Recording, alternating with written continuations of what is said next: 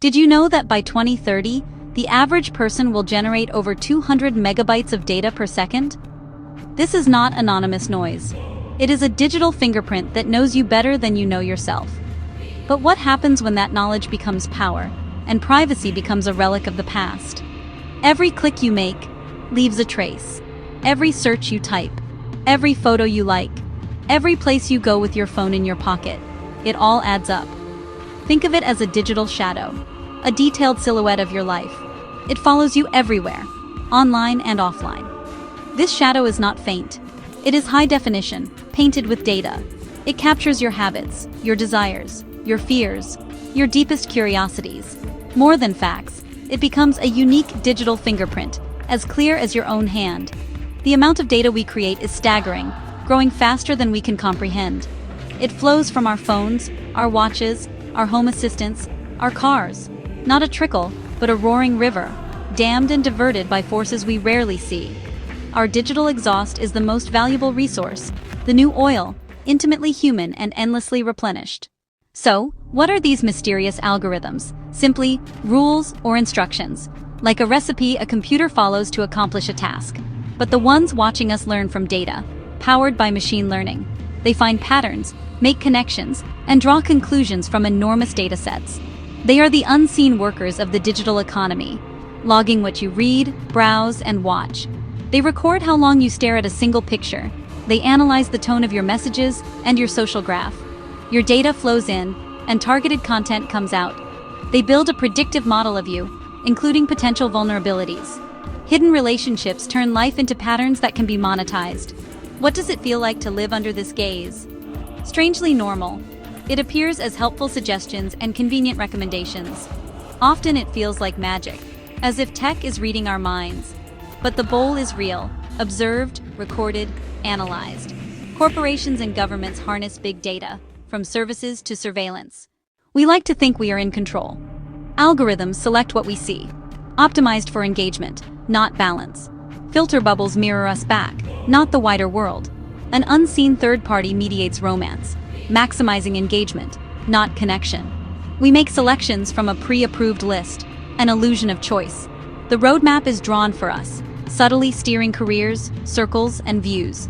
Freedom erodes, not by force, but by persistent nudges. The very idea of a private life is under threat. Devices are Trojan horses, listening for wake words, tracking location. Even TVs and toys can collect data. The private sphere shrinks. We grant broad licenses with a single click, often unread, often sweeping. Our information becomes an asset, exploited for gain. Secret scores and profiles can lock us out of opportunities. Boundaries between public and private dissolve in the cloud. Perhaps true privacy is control. Who uses our data and for what purpose? The impact is not theoretical. It changes lives, for better and worse. Data analysis can find rare diagnoses and guide treatment, a lifesaver.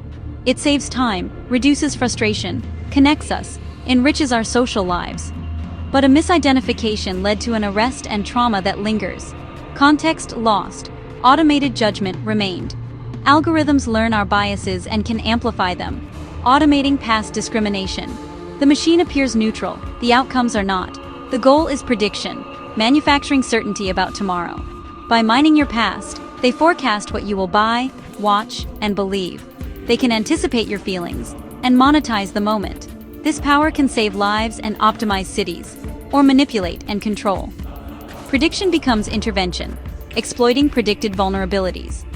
Concentrated in a few hands, the risks become existential. Dissent predicted and neutralized, conformity engineered. The dystopian endpoint, perfectly predictable, perfectly unfree. We embraced convenience without seeing the trade, but we are waking up. Unease grows, uncanny ads, constant tracking, curated feeds. Data literacy is now a civic skill. Ask hard questions. If it is free, what is the price? Where does my data go? Who profits? Black box secrecy is no longer acceptable. Demand transparency and redress. We need rules that protect privacy and restore control. A collective effort is reclaiming our digital rights. We are not powerless. Start by sharing less. Think before you post. Spend 20 minutes. Trim permissions. Block third-party cookies. Review ad settings. Small changes are digital curtains. Essential hygiene. Favor services that protect data and use end-to-end encryption. When you can, pay instead of paying with your data. Stay informed and talk about it. A shared understanding amplifies our voice. Privacy is a practice, not a one-time fix. By taking small, meaningful steps, we carve space for freedom, autonomy, and dignity in the digital age.